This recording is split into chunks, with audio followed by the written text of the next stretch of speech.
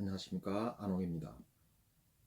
지금 우리나라는 온 나라가 이 좌우로 갈라져서 극렬하게 대립하고 있고, 그러한 극렬한 대립은 시간이 갈수록 점점 더 심화되고 전면적인 투쟁으로 확대되는 양상을 보이고 있습니다. 과연 이러한 좌우의 대립은 앞으로 어떻게 전개될 것일까요? 더 줄어들 수 있을까요? 아니면 점점 더 확대되고 완전히 두 나라로 갈라지는 상황으로 전개될까요? 기본적으로 지금은 새로운 시대적 변화가 확산되면서 기존의 좌우 이념과 방법론은 이미 효용성을 잃고 더 이상 문제를 해결하지 못하게 되었습니다. 이에 따라 세계적으로 좌우 노선이 크게 퇴조하는 모습이 확산되고 있으며, 선진국을 중심으로 해서 새로운 이념과 방법론으로 전환하는 움직임이 확산되면서 결국 이 20세기의 좌우 이념과 방법론이 21세기에는 지금과는 완전히 다른 새로운 이념과 방법론으로 전면적으로 전환하는 변화가 불가피할 전망입니다. 이에 따라 우리나라에서도 지금은 좌우가 극렬히 대립하고 있지만, 조만간 새로운 변화가 불가피함을 깨닫고 좌우 노선의 전면적인 변화가 확산되기 시작할 것이고, 결국은 우리나라의 좌우 노선이 하나의 길로 통합될 것이며, 나아가서 남북한의 노선도 하나의 노선으로 통합되면서 남남북 좌우 노선 통합의 시대가 열리게 될 전망입니다. 이러한 변화는 21세기에 피할 수 없는 필연적인 것이라고 할 수 있습니다. 그러면 과연 왜 이러한 변화가 일어나게 된 것일까요? 오늘은 그 문제에 대해서 살펴보기로 하겠습니다. 20세기에 좌우 노선은 갖고 있는 수많은 문제를 해결하고 성장과 분배의 조화를 이루고 공존의 질서를 이룰 수 있었습니다. 그러나 이제는 왜 이 좌우 노선으로 더 이상 문제를 해결하지 못하고 오히려 과거와는 정반대의 결과를 유발하면서 좌우 노선의 퇴조가 이루어지고 있는 것일까요? 그것은 무엇보다 새로운 시대적 변화가 좌우 이념의 존립 기반을 전면적으로 허물어뜨리고 있기 때문입니다. 역사적으로 보면 모든 이념은 그것이 존재할 수 있는 시대적 상황을 기반으로 해서 형성되고 발전되었고, 또한 그러한 이념을 받쳐주던 사회, 경제, 정치적 기반, 국제적 기반이 허물어지면서 이념도 바뀌는 그러한 역사가 이어져 왔습니다. 마찬가지로 지금도 20세기의 좌우 이념은 이제 21세기에 들어서 과거와는 완전히 다른 새로운 상황을 맞이하면서 존립 기반을 잃게 되었고, 근본적인 변화가 불가피해진 것입니다. 그러면 좌우 노선의 존립을 불가하게 만든 7가지의 새로운 시대적 변화에 대해서 함께 살펴보기로 하겠습니다. 먼저 경제적 측면에서 이 좌우 노선의 효용성을 잃게 만든 시대적 변화에 대해서 살펴보기로 하겠습니다. 지금 각국에서는 침체가 심화되자 케인지언 재정 확장 정책, 금융 확장 정책을 중심으로 해서 대대적으로 돈을 풀면서 경제를 살리려고 하고 있습니다. 그러나 효과를 보지 못하고 있습니다. 이러한 케인지언 경제정책이라는 것은 경기 침체기에 일시적으로 돈을 풀어서 다시 정상으로 돌리고 재정적자를 다시 재정흑자로 커버하면서 균형을 이루는 그러한 정책을 의미합니다. 그러나 이제는 돈을 풀어도 경기가 살아나지 않고 침체가 장기화됩니다. 그러자 이제는 선진국들은 양적 완화나 저금리 정책을 중심으로 돈을 무한대로 풀면서 버티고 있지만 경제가 살아나지 않고 오히려 버블과 부채만 무한 확대하는 결과를 유발하면서 침체를 더욱 장기화하고 고착화하는 결과를 유발하고 있습니다. 이에 따라 그동안 경기 침체에 대응하던 가장 중요한 방법론의 하나인 케인지언 정책도 효용성을 잃으면서 이 경제 정책 측면에서 혼돈의 시기를 맞이하게 되었습니다. 좌파들은 국내 경제 침체가 심화되고 일자리 위기나 양극화 위기가 심화되자 과거에 이 좌파 시각에 입각해서 정부가 최저임금을 크게 높이고 세율을 높이고, 또한 국내의 노동자들을 보호하고, 또한 노동자나 경제적 약자들에 대해서 각종 재정 지원을 확대하고, 또한 기업과 대기업들의 전횡을 막기 위해서 기업이나 대기업들을 때리는 정책들을 추진하면서 위기를 해소하는 데 나서고 있습니다. 그러나 결과적으로 경제적 약자들이나 노동자의 위기를 더욱 심화시키고 더욱 양극화도 가중시키는 정반대의 결과를 낳고 있습니다. 우리나라에서도 최근에 문정부가 이러한 좌파 정책을 추진한 결과 오히려 경제적 약자나 이 노동자들의 위기를 더욱 가중시키는 결과를 유발했습니다. 따라서 이제는 이 좌우 정치권이 기존의 정책들은 왜 효과를 보지 못하게 되었는지에 대한 성찰을 하고 이를 되돌아봐야 할 때입니다. 이미 서구 각국에서는 좌우 노선에서 벗어나서 새로운 국가주의나 극우주의나 보호주의 또는 글로벌 시장주의 같은 새로운 노선으로의 전환이 이루어지면서 과거에 보지 못하던 새로운 모습이 확산되고 있는데 왜 이러한 현상이 벌어지게 됐는지도 생각해 볼 필요가 있습니다. 과연 이러한 변화는 왜 확산되고 있는 것일까요? 먼저 좌파 노선을 허물어뜨리게 된 새로운 시대적 변화에 대해서 함께 살펴보기로 하겠습니다. 첫째, 좌파의 이념의 존립 기반을 허물어뜨린 새로운 시대적 변화는 좌파의 정부주의 노선은 시간이 갈수록 점점 더 비효율과 폐해가 확대되고 교용성을 잃고 시장 기능의 의존을 확대할 수밖에 없는 상황을 맞이하게 된 것입니다. 사회주의나 큰 정부주의 같은 노선들은 정부 만능주의 시각에 흑해서 정부를 중심으로 해서 국내 시장에서 유발되는 문제를 해결하는 노선을 취해왔습니다. 이에 따라 자본가의 노동자들에 대한 전횡을 근본적으로 해소하기 위해서 아예 자본들을 모두 국유화하고 정부에서 노동자들을 일률적으로 노동을 지정해서 시키고 배급을 일률적으로 하는 사회주의 체제를 구축하거나 아니면 정부에서 세금을 많이 받아서 이 복지 서비스를 대대적으로 공급하면서 정부 공공부문을 크게 키워서 시장의 문제를 해결하는 큰 정부주의로 대응해 왔습니다. 그러나 이러한 좌파의 정부주의 노선은 시간이 갈수록 점점 더 효용성을 잃게 됐습니다. 사회주의 체제는 정부가 국내의 생산과 노동을 모두 일일이 지정하고 통제하는 체제를 의미하는데 이러한 사회주의 체제는 각국이 국가 경제를 따로따로 운영하고 모든 국내 분업화 생산이 국내 시장 안에서만 이루어지는 상황에서 가능한 것이었고 또한 국내 분업화가 극히 단순한 상황에서나 가능하고 산업이나 기술이나 일자리 변화 속도가 매우 느린 고정시장 상황에서나 정부의 통제체제를 유지할 수 있는 것이었습니다. 그러나 1차, 2차, 3차 산업혁명이 이어지고 신기술 발전이나 산업과 일자리 변화 속도가 많이 빨라지고 또한 산업이 고도화되고 첨단화되고 복잡 다기화될수록 정부가 국내 생산이나 노동을 전체적으로 통제하는 것이 불가능해지고 그 비효율과 폐해가 점점 더 커지게 되었습니다.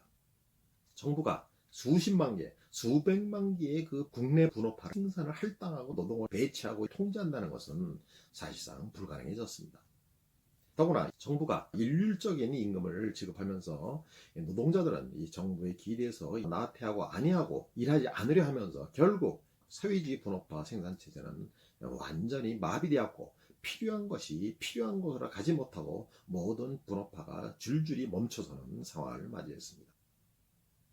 동도의 경우 자동차 한 대를 주문하면 14년이나 기다려야 했고 14년 후에 그것이 나오더라도 매번 고장이 나도 고칠 수가 없고 아주 조잡하고 뒤떨어진 자동차를 써야 하는 상황을 맞이했습니다.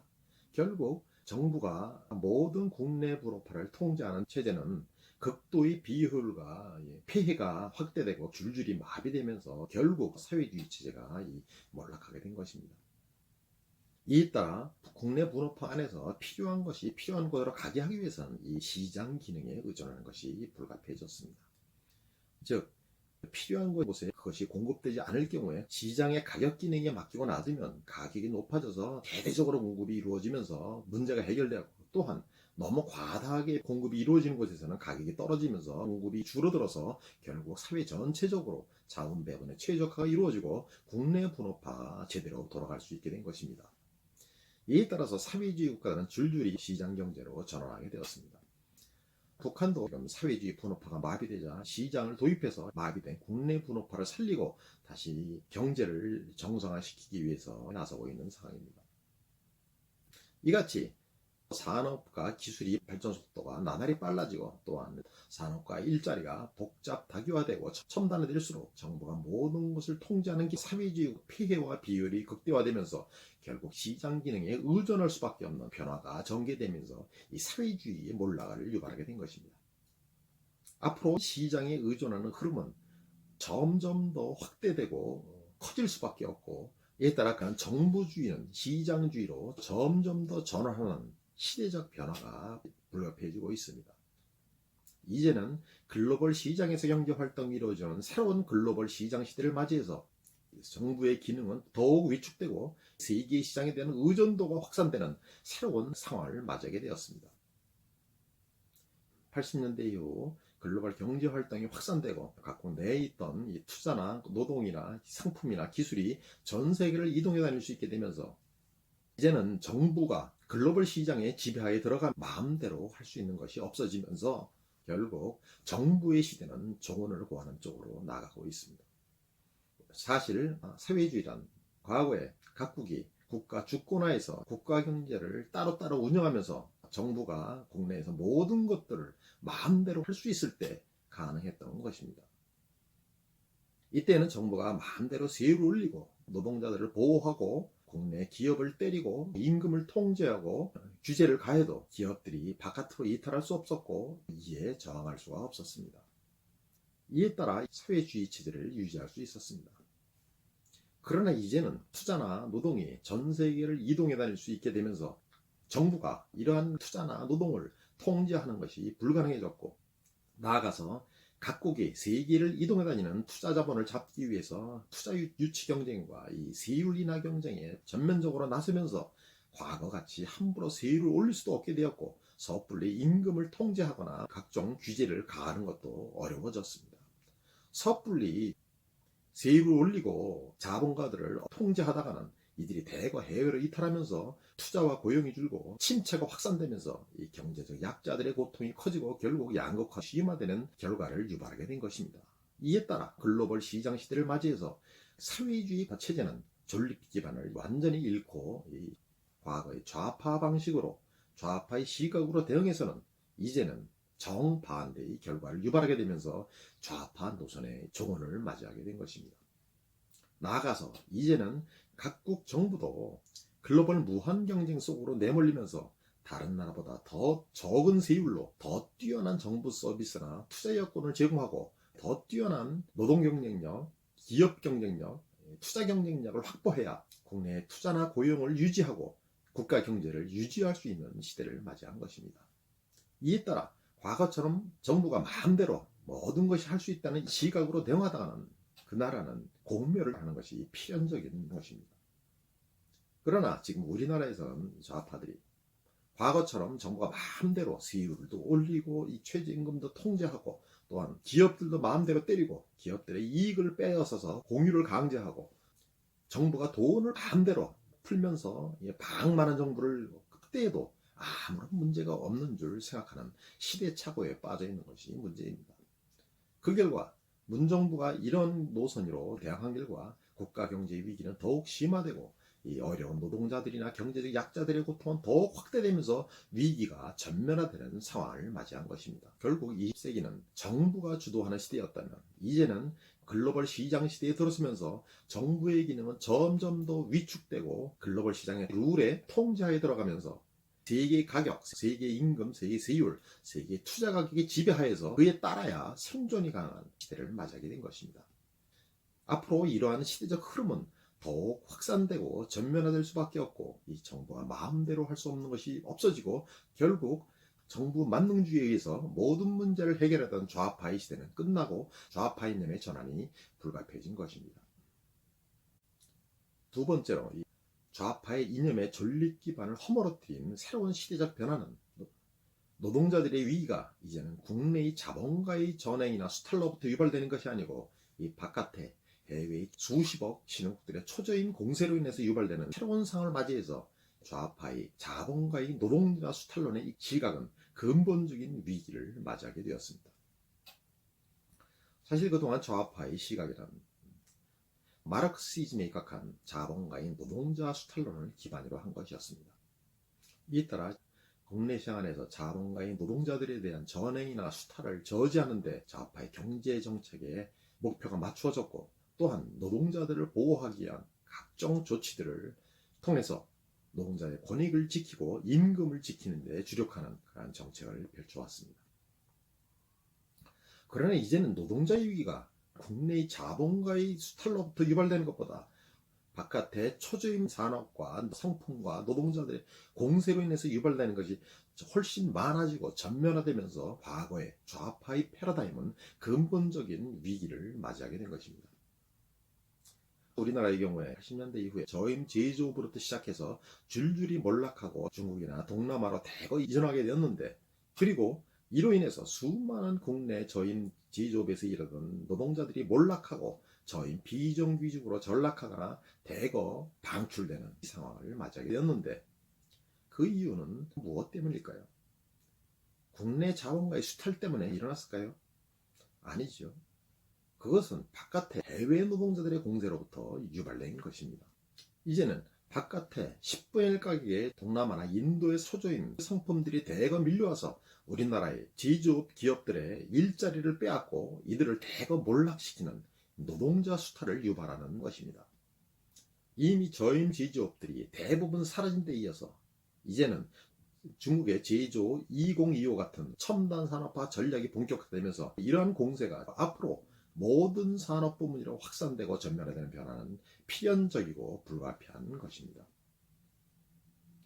결국 글로벌 시장 시대에 들어서 이제는 국내 노동자들의 위기가 자본 국내 시장 안에서 국내 자본가들의 수탈로부터 유발되는 것이 아니고, 이제는 바깥의 공세로 인해서 해외 노동자들의 공세로 인해서 유발되면서 이 좌파의 자본가의 노동자 수탈론에 입각한 방법론들은 대부분 효용성을 잃고 오히려 정반대로 노동자들을 죽이는 결과를 유발하게 된 것입니다. 이에 따라 좌파 이념의 퇴조가 본격화되고 있는 것입니다.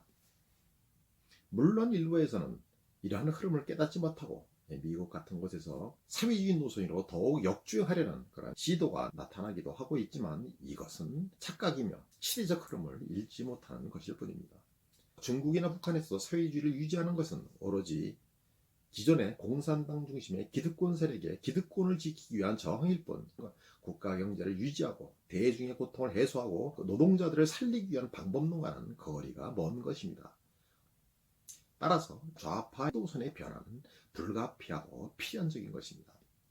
이에 따라 이러한 시대적 변화를 먼저 깨달은 이 서구 좌파들이 앞장서서 좌파 이념 노선의 대전에 나서고 있습니다.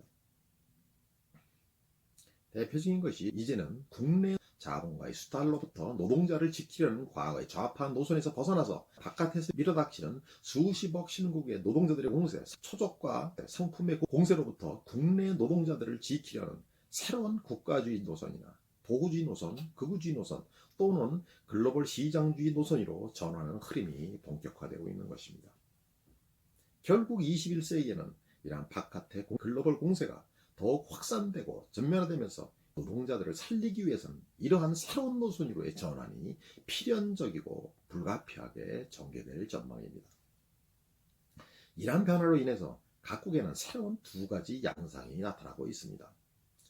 첫째는 이제는 바깥의 공세로 인해서 국내 기업과 노동자들이 동시에 함께 몰락하는 새로운 양상이 확산되고 있는 것입니다.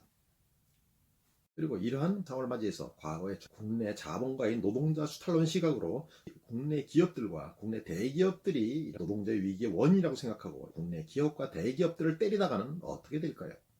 그렇지 않아도 바깥의 공세로 몰락하는 이들을 죽여서 노동자들의 일자리를 없애고 더욱 노동자들의 위기를 확대시키는 정반대의 결과를 유발하게 되는 것입니다.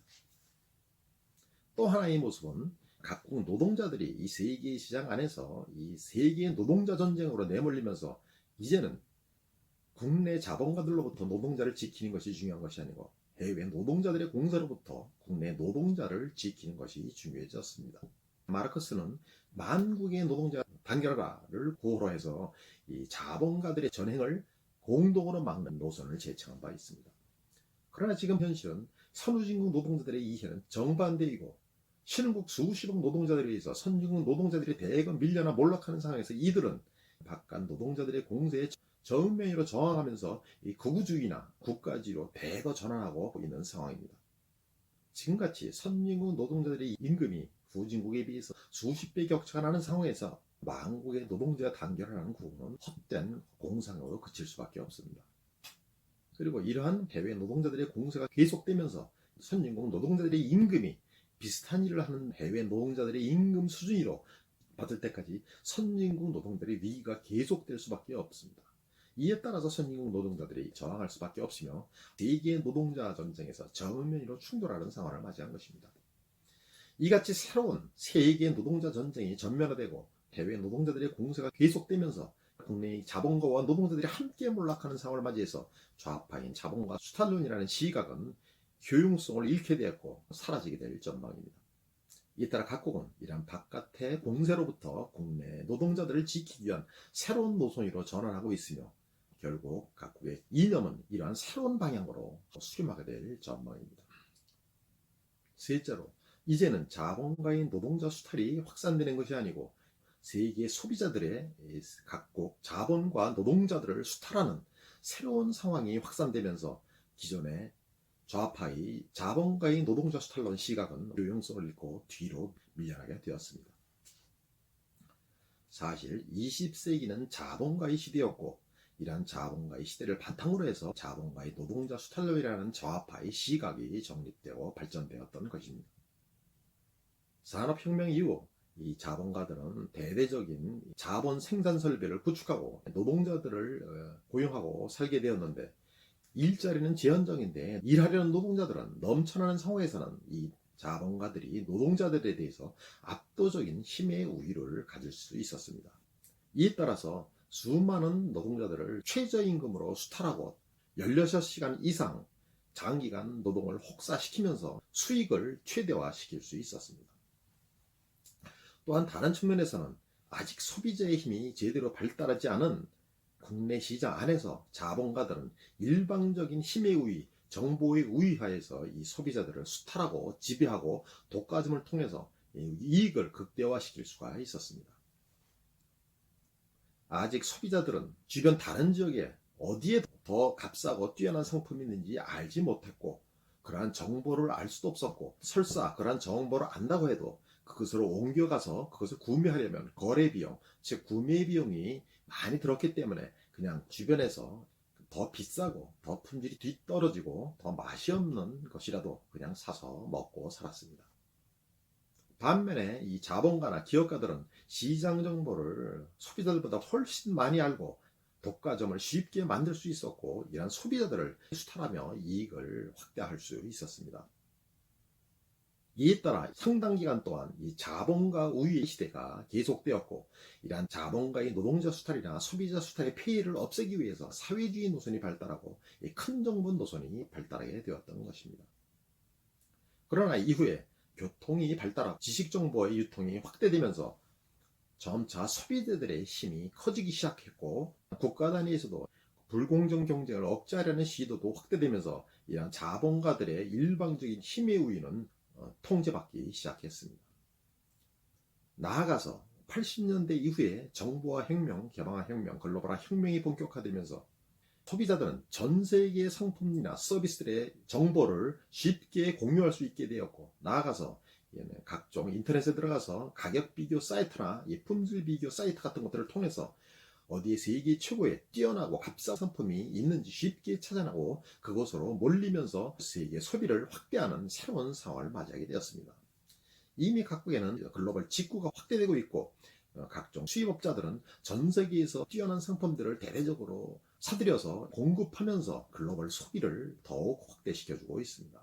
이에 따라 소비자들의 힘이 커지고 이제는 자본가들의 힘을 완전히 능가하게 되었고 나아가서 이제는 전 세계의 공급자들, 자본가들, 기업가들, 노동자들을 무한 경쟁시켜서 그 중에서 최고의 상품과 서비스를 만들어 공급하는 자들만 살아남게 만들고 나머지는 다 몰락시키면서 결국 이들을 글로벌 무한 경쟁으로 내몰게 된 것입니다. 결국 세계 소비자들의 세계 소비의 확산은 전 세계 각국의 자본가, 노동자, 정부까지 모두를 글로벌 무한 경쟁으로 내몰면서 더 뛰어난 것만 살아남고 뒤처진 것은 몰락시키는 결과를 유발하게 되었습니다. 이제 우리나라에서만 해도 국내에서는 도저히 만들 수 없는 엄청 뛰어나고 값싸고 디자인이나 품질이 우수한 그러한 상품들이 국내에서 쉽게 구매해서 쓸 수 있는 시대를 맞이했습니다. 이에 따라서 자본가들과 기업가들은 글로벌 무한 경쟁에서 살아남기 위해서 무한 출할 경쟁을 하면서 서로 단가 인하 경쟁을 무한 확대하고 있고, 결국 그 자본가 중에 소수만 살아남고 다수는 몰락하면서 대대적인 위기를 맞이하게 되었습니다. 기업들은 더 임금이 낮고 생산성이 높은 노동자들을 고용해야 생존이 가능해지면서 전 세계에서 그러한 노동자들이 있는 곳을 찾아서 옮겨다니게 되면서 상대적으로 뒤처진 노동자들은 대거 몰락하며 위기를 맞이하게 되었고, 신흥국의 초조임이 이 선진국으로 확산되면서 임금 파괴가 확대되는 상황을 맞이했습니다. 결국 이제는 자본가들이 노동자 수탈의 시대가 아니고 세계의 소비자들이 전 세계의 공급자들, 자본과 노동자들을 수탈하는 시대를 맞이해서 그동안에 자본가의 노동자 수탈론을 기반으로 한 좌파 이론 근본적인 위기를 맞이하게 되었고, 이러한 새로운 상황에 전혀 대응할 수 없게 되면서 퇴조와 불가피해진 것입니다. 이런 세계의 소비자의 시대는 이제 시작에 불과하고, 앞으로 4차 산업혁명, 글로벌 플랫폼 혁명, AI 혁명이 이어지면서 더욱 본격화되고 전멸화되면서 전 세계의 공급자들, 자본가들과 노동자들은 투명한 글로벌 무한 경쟁 속에서 살아가게 될 것이며, 세계의 소비자들에서 무한 수탈을 당하고 살아가게 될 것입니다. 그러나 세계의 소비자들은 자신의 다른 한 공급자의 측면에서는 대부분 기업이거나 노동자이기 마련입니다. 결국 지금의 노동자들이나 기업가들의 무한 경쟁과 고통을 유발한 원인은 바로 다름 아닌 세계의 소비를 확대하고 있는 바로 소비자 자신인 것입니다. 이에 따라 과거식으로 자본가의 노동자 수탈론에 입각해서 국내 노동자들을 구한다고 기업들을 때리고 있다가는 오히려 기업들을 더욱 몰락시키고 노동자들을 더욱 위기로 내몰고, 결국 좌파의 자본가의 노동자 수탈론은 시대착오적인 시각으로 바뀌었고, 오히려 노동자들을 더욱 죽이고 몰락시키는 이념으로 바뀌게 된 것입니다. 결국 21세기에는 세계 소비자의 시대가 본격화되고 전면화되면서 이러한 변화는 피할 수가 없는 것이고 막을 수가 없는 것입니다. 이에 따라서 새로운 노선으로 대응해야지 생존이 가능하고 노동자들을 구할 수 있게 된 것입니다. 결국 이러한 시대적 변화로 인해서 자본가의 노동자 수탈론에 입각한 좌파 이론은 종언을 고하고 결국 새로운 노선으로 전면적으로 전환하고 통합되는 변화가 불가피한 상황입니다. 결국 지금까지 말씀드린 대로 이 기존의 좌파들의 이론, 특히 자본가의 노동자의 수탈론에 입각한 이 사회주의나 큰정부주의의 이론들은 점점 더 시대착오적인 것이 되면서 이 퇴조하는 상황을 맞이하게 된 것입니다. 서구에서는 좌파들이 먼저 이러한 변화의 불가피성을 깨닫고 국내 노동자들을 살리기 위해서 새로운 국가주의, 보호주의, 극우주의 노선으로 전환하거나 아니면 이 바깥의 공세에 대응해서 국내 경제 주체들이 더 뛰어난 경쟁력을 확보해서 최대한 살아남도록 하는 글로벌 시장주의 노선으로 전환하면서 과거의 좌우 노선에서 대대적으로 벗어나고 있는 상황입니다. 그러나 우리나라 좌파들은 이러한 시대적 변화를 전혀 깨닫지 못하고 있습니다. 지금도 우리나라가 마치 폐쇄적인 국가 경제에 있냐, 그리고 자본가들을 무한정 때리고 또한 세율을 올려도 국내 자본가들이 바깥으로 이탈하지 못하고 계속 국내에서 꼼짝 못하고 같이 있어야 되는 줄로 알고 이러한 시각으로 접근을 계속하고 있습니다. 이미 국내 자본가나 노동자들이 바깥의 공조를 함께 공별하고 있고 위기를 맞이하고 있음에도 오히려 국내에서 자본가와 노동자들 편으로 나눠서 싸움을 하며 내쟁을 확대하는 과거의 내쟁주의 시각을 확산시키면서 국가 경제를 공멸로 내몰고 노동자나 경제적 약자의 고통을 가중시키고 있는 상황입니다. 결국 좌파의 퇴조는 우리나라에서도 불가피하고 이번 정권을 계기로 해서 좌파의 퇴조가 이루어지게 될 것입니다. 그리고 독일에서처럼 이 좌우가 서로 연대해서 바깥의 공세에 공동으로 대응하며 국내 경제주체를 함께 살리기 위한 새로운 이념 노선으로의 전환이 이루어지게 될 것입니다. 결국 세계 좌파의 노선은 21세기 새로운 국가주의나 글로벌 시장주의 노선으로의 전환이 필연적으로 전개될 전망입니다. 넷째로 우파의 시장주의 또한 이러한 새로운 시대적 변화에 대응할 수 없게 되면서 이제는 근본적인 변화가 불가피해졌습니다. 그동안 우파의 이념에 입각해서 굼뜨고 변화에 크게 뒤처질 수밖에 없는 정부의 비효율과 폐해를 최대한 줄이고, 규제를 최대한 줄이고, 시장 기능을 살리고, 시장의 역동성과 창의성을 살려서 새로운 산업과 일자리를 대대적으로 창출해서 경제를 성장시키고 노동자들의 일자리와 임금을 늘리려는 그러한 우파의 정책은 상당 기간 성공적으로 결과를 얻을 수 있었습니다. 그러나 이제는 과거처럼 시장 기능에 맡기고 놔두면 경제가 살아나고 경제가 성장하는 것이 아니고 오히려 침체가 계속 장기화되고 고착화되고 일자리 위기나 양극화도 장기화되는 새로운 상황을 맞이하게 된 것입니다. 왜 그렇게 되었을까요? 과거의 시장주의는 각국이 국가시장을 따로따로 운영을 할 때, 즉 국가시장주의에 입각한 것이었습니다. 이때에는 국가시장 기능을 활성화시켜서 정부의 폐해를 해소하고 다시 성장을 회복하는 것이 가능했습니다. 그러나 이제는 각국 시장이 글로벌 시장의 지배하에 들어가게 되면서 시장 기능에 맡기고 놔두면 완전히 정반대의 결과를 유발하게 되었습니다. 이제는 글로벌 시장 기능이 각국 시장을 지배하게 되면서 상대적으로 임금도 싸고 투자 비용도 싸고 생산 비용도 저렴하고 각종 세율도 낮고 규제도 없는 이런 후진국에는 전 세계의 투자나 고용이 대거 밀려들면서 수십억의 신흥국 노동자들이 새롭게 세계의 시장에 뛰어들어서 새로운 세계 시장의 혜택을 누리고 성장하는 결과를 유발하게 되었습니다. 그러나 다른 한 측면에서는 이 세계 시장 기능에 맡기고 놔두면 신흥국보다 임금도 비싸고 세율도 비싸고 부동산 비용도 높고 각종 규제도 많고 투자하기가 매우 어려운 선진국에는 국내외 투자 자본이나 고용이 대거 바깥으로 빠져나가면서 침체가 장기화되고 일자리 위기가 장기화되고 양극화도 계속 심화되는 상황을 맞이하게 된 것입니다. 그것이 글로벌 시장 기능이 작동한 결과인 것입니다. 즉 이제는 글로벌 시장 기능에 맡기고 놔두면 세계 시장에서 형성된 세계 가격, 세계 임금, 세계 세율, 세계 투자 가격보다 더 뒤처진 기업이나 노동자나 국가는 대거 몰락하고 그러한 경쟁력이 다시 세계 가격 수준으로 회복될 때까지 위기가 장기화되고 고착화되는 상황을 맞이했습니다. 이에 따라 우파들이 과거식으로 시장에 맡기고 놔두면 결코 경제가 살아나고 일자리가 늘어나고 산업이 다시 회복되기는커녕 오히려 더욱 위기가 장기화되고 고착화되는 새로운 상황을 맞이하게 된 것입니다. 이에 따라 우파의 시장주의 노선의 근본적인 변화가 불가피해졌습니다. 글로벌 시장 시대에는 글로벌 시장 기능이 지배하는 상황에 대응하기 위해서는 국내 경제 주체들이나 국내의 공급 경쟁력을 다른 나라보다 뛰어나게 만들어주고 더 뛰어난 투자 여건과 더 뛰어난 글로벌 인프라나 글로벌 클러스터나 글로벌 시장과 매칭한 새로운 글로벌 교육체제나 재교육체제 등을 구축해주고 더 뛰어난 경제 주체들을 육성 공급해야지 이들이 글로벌 무한 경쟁에서 살아남을 수 있는 시대를 맞이하게 된 것입니다.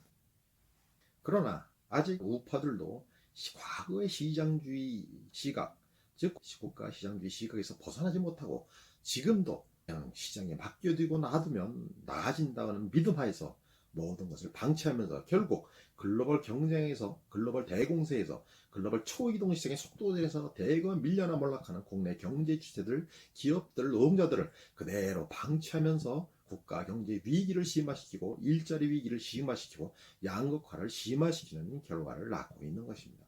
결국 21세기 글로벌 시장 시대에 들어서는 이 글로벌 시장이 각국 시장이나 정부를 지배하고 세계 가격을 중심으로 경제 활동을 지배하는 상황 속에서 살아가게 되었고 이러한 상황에 대응하기 위해서는 좌파든 우파든 새로운 노선으로 대응이 불가피해진 것입니다. 좌파나 우파나 모두 이러한 새로운 상황을 제대로 깨닫게 된다면 결국 이에 대응할 방법론은 하나뿐이므로 모두가 좌우 노선에서 벗어나서 이러한 새로운 노선으로 모두 수렴하게 될 것입니다. 마찬가지로 우리나라에서도 좌우가 지금 무한 극렬히 대결하고 있지만 그것은 이미 시대착오적인 것이며 좌파나 우파의 노선으로 지금의 새로운 위기에 대응할 수 없게 되었고 노동자들이나 대중을 살릴 수 없게 되었고 국가 경제나 복지나 일자리를 유지할 수 없게 되었음을 분명히 직시하고 이제는 교용성을 잃은 과거의 좌우 노선에서 벗어나서 새로운 시대적 변화에 대응하는 새로운 이념과 노선으로의 전환에 나서야 될 때입니다. 결국은 우리나라에서도 그러한 변화가 불가피하게 전개될 전망입니다. 그동안 우리나라에서는 좌우 정권이 번갈아가며 집권했지만 결국 경제 위기나 양극화나 일자리 위기를 해결하지 못하고 계속 심화시키고 지금까지 그러한 하향 추세가 계속되어 온 상황입니다. 그럼에도 불구하고 지금의 좌우 정치권은 이러한 문제를 해결하는 대안을 찾으려는 시대적 책무에 주력하기보다 오로지 권력을 잡으려는 권력 게임, 정치 게임에만 몰두하고 이러한 시대적 책무를 완전히 더 방치하는 그러한 상황을 보이고 있습니다. 따라서 이러한 문제를 해결하고 새로운 이념과 노선으로의 한국 정치도 대대적인 전환을 추진해야 할 때입니다. 그러면 과연 어떠한 방향으로 이러한 변화를 추진해야 될까요? 앞으로 20세기 각국의 좌우 이념 대결 구도는 21세기에는 새로운 이념 대결 구도로 모두 전환한 것이 불가피할 전망입니다. 즉 이제는 국내 시장의 불균형을 해결하거나 국내 자본가의 노동자 수탈을 해결하는 그러한 국내 어프로치로는 대응할 수가 없고, 이제는 바깥의 글로벌 공세나 바깥의 초저임 공세로부터 국내 노동자나 기업들이 함께 몰락하고, 또한 세계 소비자들의 지배하에서 국내 자본과 노동자들이 모두 글로벌 무한 경쟁으로 내몰린 상황에 대응하기 위해서는 이러한 바깥의 공세에 대응하기 위한 새로운 글로벌 어프로치로 전환이 불가피합니다. 지금 각국은 이러한 바깥의 공세에 대응하기 위해서 크게 두 가지 노선으로 대응하고 있습니다. 하나는 국가주의, 극우주의, 보호주의 노선으로 대응하는 것이고, 다른 하나는 글로벌 시장주의 노선, 그러니까 국내 글로벌 경쟁력을 더욱 높여서 바깥의 공세로부터 국내 경제 주체들이 최대한 살아남도록 하는 노선으로 대응하고 있습니다. 그러나 우리나라의 경우에는 이제 전자를 택하기는 어려운 상황입니다. 우리나라는 상대적으로 내수 시장이 크지 않은 경제이며, 또한 수출, 수입, 교육 비율이 세계적으로 가장 높은 편에 속하는 개방된 SOE 국가, 스몰 오픈 이코노미 국가이고, 또한 인터넷 인프라가 크게 확충되어 있고 글로벌 경제 활동이 대대적으로 확대되어 있는 나라인 만큼 앞으로 글로벌 경제 속에서 글로벌 소비, 글로벌 투자, 글로벌 고용을 확대하고 살아가는 것이 불가피한 상황입니다. 이에 따라 우리나라의 경우는 글로벌 시장주의에 입각해서 국내 투자 경쟁력, 공급 경쟁력, 노동 경쟁력을 높여서 바깥의 글로벌 공세에 대응하고 국가 경제를 글로벌 특화 경제로 만들어서 최대한 살아남도록 하는 그러한 노선으로 대응하는 것이 불가피한 상황입니다. 북한도 마찬가지입니다. 북한도 내수시장이 적고 이웃의 중국이 거대한 산업 발전이 이루어지고, 그러한 지배하에서 경제를 발전시키려면 세계 경제 속에서 수출을 통해서 성장하는 것이 불가피한 상황입니다. 이에 따라 남북한이나 국내 좌우파가 선택할 수 있는 노선은 사실 한 가지일 뿐입니다. 즉 글로벌 시장주의 노선으로 모두 국내의 자본가, 노동자, 기업, 대기업, 대학 등이 모두 협력해서 바깥의 공세에 공동 대응하면서 국가 경제를 글로벌 특화 경제, 글로벌 첨단 산업 경제로 바꾸고 글로벌 무한 경쟁 속에서 최대한 살아남을 수 있도록 하는 그러한 방향으로 나아가는 것이 불가피합니다.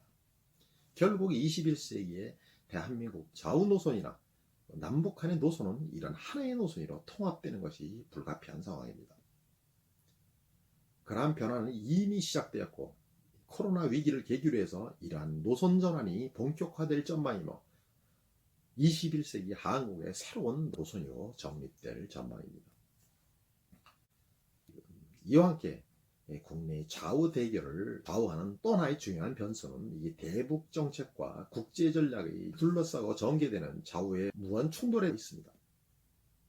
먼저 우리나라 좌우의 대북 정책을 둘러싼 충돌에 대해서, 또한 그 앞으로의 전망에 대해서 함께 살펴보기로 하겠습니다. 그동안 우리나라의 좌우는 대북 정책을 둘러싸고 정반대의 정책을 추진하며 서로 대립해 왔습니다. 좌파는 같은 좌파 사회주의 노선을 추구하는 북한과 평화를 내세워서 우호관계를 유지하며 함께 교류 협력을 확대하는 노선을 일관성 있게 추진해 왔습니다. 반면에 우파는 남한에 대한 남침을 시도하고 지금도 대남 사회주의 적화를 추진하는 북한을 타도해야 될 대상으로 보고 북한에 대한 대북 경제 제재를 강화하고 허물어뜨리는 데 주력하는 반북 정책으로 일관적으로 대응해 왔습니다. 이에 따라 국내에서는 이러한 좌우의 대북 정책을 둘러싸고 극렬한 대결이 벌어져 왔고 지금도 계속되어 있습니다. 그러나 대북 정책 역시 새로운 시대적 변화를 맞이해서 이 근본적인 변화가 불가피해졌고 새로운 하나의 노선으로의 통합이 불가피해진 상황입니다. 이미 북한은 사회주의 분업화가 완전히 마비되면서 초보적 시장경제로 전환하기 시작했고, 일단 시장경제로 들어선 이상 앞으로 글로벌 시장 안에서 글로벌 무한경쟁 속에서 살아가는 것이 불가피한 상황입니다.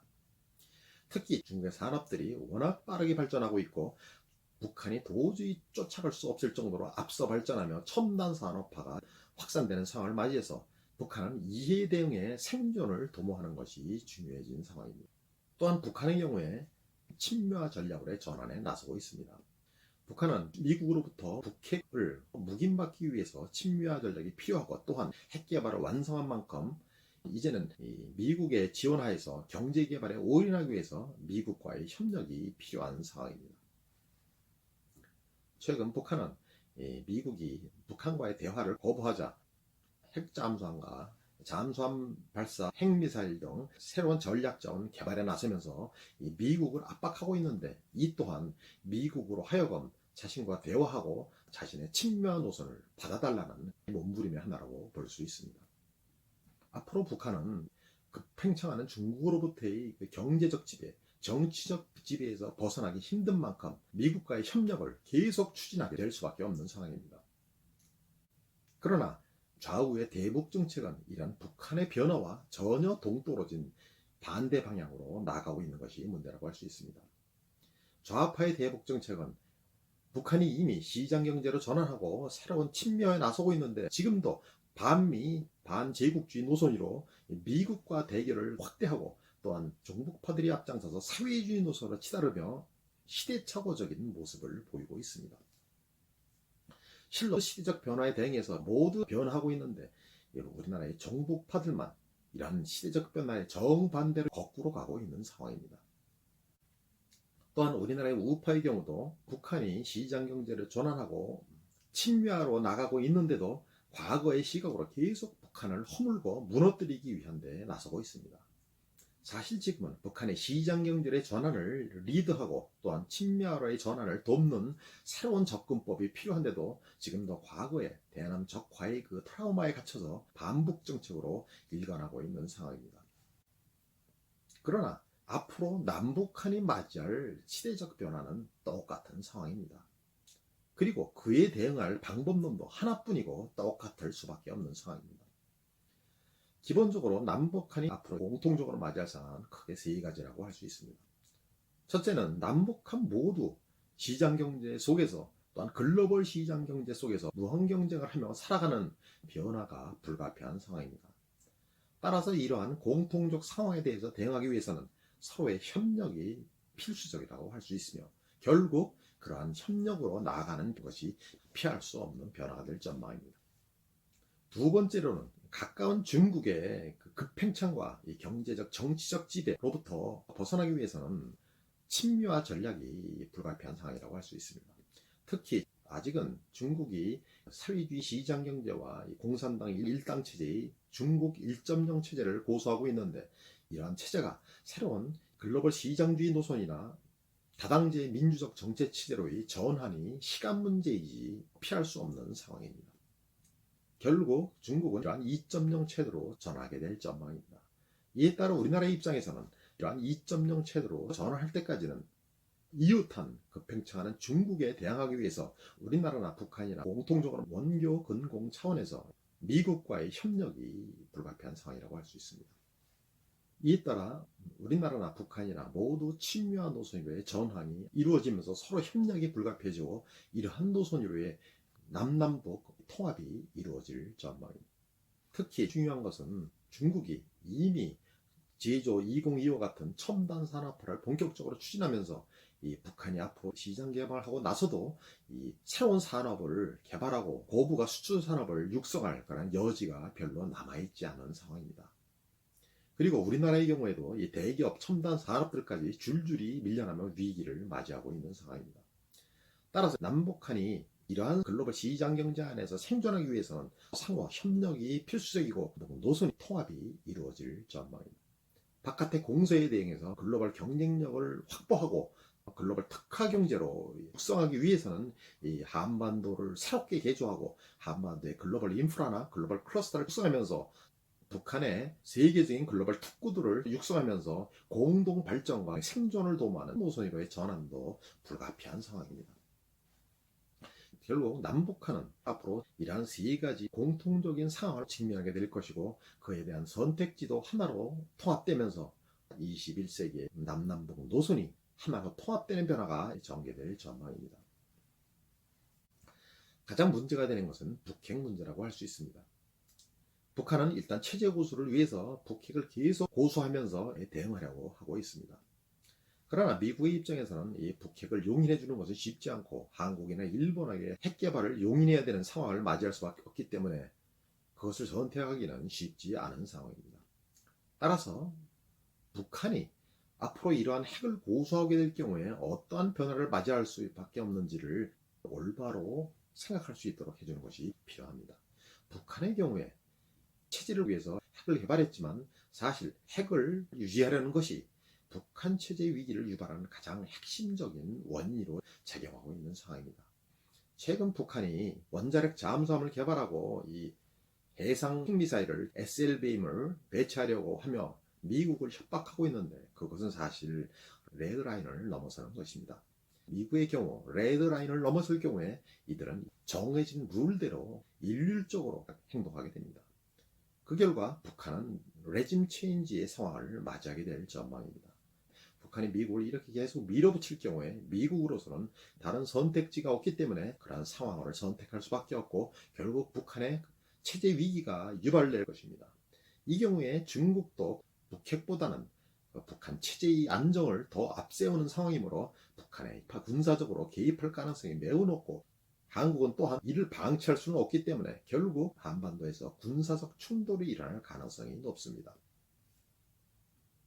이에 따라 김정은 정권은 위험을 무릅쓰고 지금 도박을 강행하고 있지만 극도로 위험한 상황으로 나아가고 있다고 할 수 있습니다. 따라서 북한 정권은 위험한 핵을 보유하기보다 오히려 다른 체제 안전장치를 모색하는 길을 택하는 것이 불가피한 상황이라고 할 수 있습니다. 예를 들어서 북한을 해양 세력과 대륙 세력을 잇는 국제 정치 중심지로 중장기적으로 발전시키는 전략을 담보로 해서 핵 폐기와 이를 통해서 북한 체제의 안정을 고수한다든지 하는 새로운 시각과 접근법이 필요한 상황이라고 할 수 있습니다. 한국은 이러한 북한의 변화나 북한의 시각 전환을 리드하는 쪽으로 접근해야 지금의 북핵이라는 장애물을 건너서 새로운 21세기 100년 생존 기반을 성취할 수 있는 상황입니다. 따라서 우리나라의 좌우는 이러한 방향으로 생각을 모으고 모두 그러한 노선으로 나가며 21세기의 새로운 한반도 비전을 북한과 공유하며 이를 성취해 나가는 길만이 한민족 생존의 길이자 21세기 번영의 길이 될 수밖에 없으며, 따라서 남남북 좌우는 모두 이러한 노선으로 나가는 것이 불가피할 전망입니다. 이어서 우리나라의 좌우는 이 국제 전략 가지고도 정반대로 대결하고 있습니다. 좌파는 중국과의 무조건적인 친중 전략으로 일관하고 있고, 우파는 미국과의 동맹 전략으로 일관하고 있습니다. 그러나 이미 세계는 좌우 동맹 전략에서 벗어나서 글로벌 시장 시대의 글로벌 무한 경쟁 속에서 생존을 도모하기 위해서 국가주의, 실리주의 국제 전략으로 모두 전환하고 있습니다. 그리고 과거의 상대편 진영과의 협력을 과감하게 확대하는 모습을 보이고 있습니다. 독일이 중국과의 협력을 확대하는 것이나, 프랑스가 러시아와의 협력을 확대하는 것이나, 미국이 베트남과 인도와의 협력을 확대하고 있는 모습이 대표적이라고 할 수 있습니다.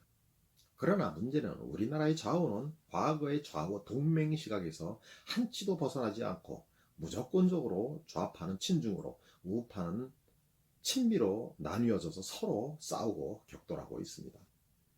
좌파의 경우 과거에 반자본주의, 반제국주의 시각하에서 미국에 대해서 무조건 반대하는 노선으로 일관하고 있습니다. 그리고 북한의 사회주의자들이나 우리나라의 종북파들은 우리나라에 대해서 미국 제국주의 경제 식민지라며 그러한 상황에 조금 더 잘 사는 것보다는 오히려 자주를 지키면서 조금 못 사는 북한이 더 낫다는 그러한 신념을 계속 세뇌하면서 이러한 노선을 고수하고 있는 상황입니다. 그러나 현실적으로 잘 보면 그것이야말로 대착각이라고 할 수 있습니다. 최근에 미 트럼프 대통령이 우리나라에 대해서 미국 경제를 수탈하는 나라라고 각종 압력을 가하고 미국의 투자를 강제화하며 미국 상품의 수입을 강요한 바 있습니다. 사실 우리나라는 어쩌보면 수많은 수출 상품을 통해서 전 세계 다른 나라들을 수탈해서 살아가는 나라라고 할 수 있습니다. 우리나라의 경제는 사실상 수출 경제로 유지되고 있고 삼성, LG 등 수많은 수출 기업들이 전 세계에서 부를 국내로 옮겨서 이런 고도 성장과 부를 확대해 왔습니다. 따라서 우리나라 경제는 미국 경제에 대해 의존하고 지배받는 식민지가 아니라 거꾸로 미국 경제를 이용하고 미국을 수탈해온 나라라는 사실을 직시해야 할 것입니다. 그리고 우리나라 경제는 미국보다는 중국 경제에 대한 의존도가 높아지고 있고 전 세계 경제에 대한 의존도가 높아지고 있는 나라입니다.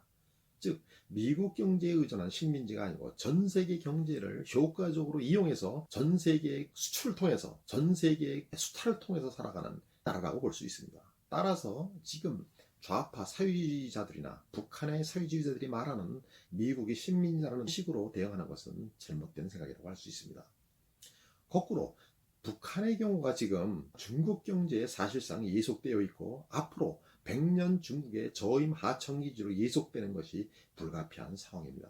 지금같이 초보적 시장경제를 벗어나지 못하고 계속 시장경제와 사회주의의 양다리를 걸치고 버티고 있다가는 결국 급성장하고 첨단 산업으로 급진군하는 중국에 완전히 뒤처져서 영구히 그 저임 하청기지로 전락하고 경제적, 정치적 예속화에 살아난 것이 필연적인 상황입니다. 따라서 국제 전략에 대한 지금 좌파의 시각은 완전히 시대착오인 것이 되었고 지금의 상황을 설명할 수 없는 것이 되었음에도 이러한 과거의 시각으로 반제를 외치는 사회주의 국가 중국과 무조건 친중으로만 나가려는 그러한 구시대 시각을 벗어나지 못하고 있는 상황입니다. 우리나라 우파의 경우에 그동안 미국을 선택하고 미국을 이용해서 안보와 경제 성장을 지키면서 지금까지 고도 성장을 이루어온 것은 사실상 최고의 선택이었다는 것을 아무도 부인할 수가 없습니다.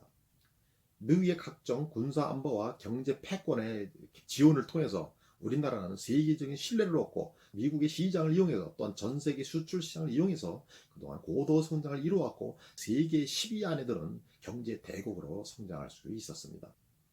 특히 미국의 군사 안보를 맡기고 군사 비용을 지출하지 않고 오로지 모든 것을 경제 성장에 투입할 수 있었고 결국 고도 성장을 이룰 수 있었습니다.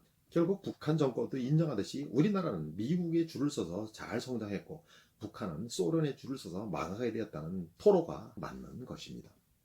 문제는 미국이 변하고 있다는 사실입니다. 미국도 글로벌 시장의 무한 경쟁으로 내몰리고 국내에 몰락하는 경제 주체들이 많아지면서 이제는 국가주의 노선, 신뢰주의 노선으로 전환하면서 우리나라에 대해서 더 이상 각종 특혜를 거부하고 이제는 모든 것에 대한 대가와 비용을 요구하는 상황을 맞이했습니다. 앞으로 이러한 상황은 더욱 확대될 수밖에 없는 상황입니다. 무엇보다 앞으로 미중 패권 전쟁이 격화될수록 이 양쪽으로부터 우리나라에 대한 상충되는 정반대의 요구는 더욱 커질 것이고 그것을 거부할 경우 이에 대한 응징도 더욱 본격화될 수밖에 없는 상황입니다. 결국 앞으로 각국이 국가주의, 신뢰주의 전략으로 모두 돌아서고 세계단에서 합종연행을 추진하며 새로운 국제판도 변화에 대응하고 있고 또한 미중 패권 경쟁이 격렬해지면서 이에 대응하기 위한 새로운 국제 전략으로 전환하고 있는 상황입니다. 마찬가지로 남북한도 이러한 똑같은 상황을 맞이했으며 이러한 상황에 대응하기 위한 새로운 노선을 선택해야 하는 기로에 서게 되었습니다. 그러나 남북한이야 우리나라의 좌우 정치권이 선택할 수 있는 선택지는 사실상 하나뿐이라고 할 수 있습니다. 이미 북한도 친미화를 추진하고 있고 우리나라도 친미화 노선을 계속 유지할 수밖에 없는 것이 첫 번째 선택이라고 할 수 있습니다. 기본적으로 미국의 경제 패권은 계속 유지될 수밖에 없을 전망이고 아시아에서 균형자 역할을 하는 인도가 미국을 지원하고 또한 중국의 주변국들이 미국에 의존해서 중국을 견제하려고 나서면서 미국이 이를 효과적으로 활용해서 세계 패권은 물론 아시아에서도 패권을 계속 유지할 전망입니다. 특히 중국의 경우에 지금의 사회주의 시장경제 체제나 공산당 일당 체제가 앞으로 새로운 2.0 체제로, 즉 글로벌 시장주의 체제나 다당제 민주주의 체제로의 전환이 필연적이고, 그 과정에서 수많은 변화와 충돌과 혼돈이 불가피한 상황인 만큼 이에 대비하는 것이 불가피한 상황입니다. 더구나 북한과 한국 모두 바로 이웃에 있는 중국의 급행청에 대응하려면 원교 근공 차원에서 멀리 있는 미국이나 인도, 동남아 등과의 협력을 확대하는 노선이 불가피한 상황입니다. 특히 앞으로 21세기에는 인도나 동남아 국가들이 경제적으로 급성장하는 것은 물론 국제정치적으로도 국제적 파워가 급신장하면서 아시아에서 강력한 힘을 발휘하게 될 전망입니다.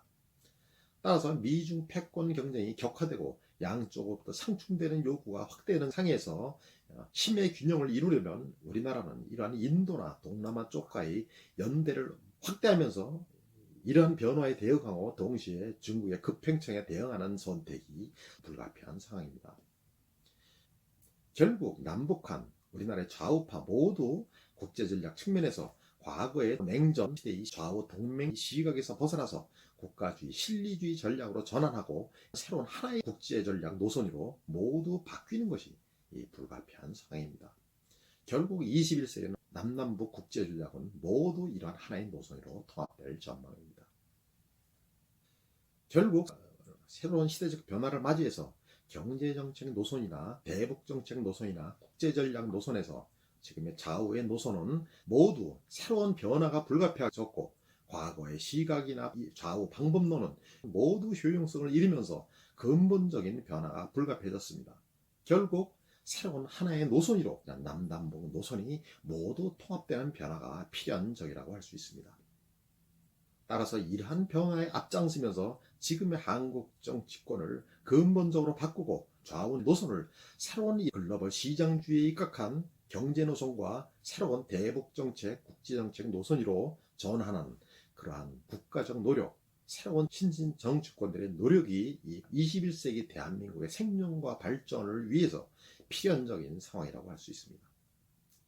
결국 그러한 변화는 반드시 일어나고 성취될 것이며, 결국 21세기의 대한민국은 이러한 위기를 뛰어넘어서 남북한 통합을 이루고 아시아 중심국가로 반드시 번영하게 될 전망입니다. 감사합니다. 오늘은 이것으로 마치도록 하겠습니다.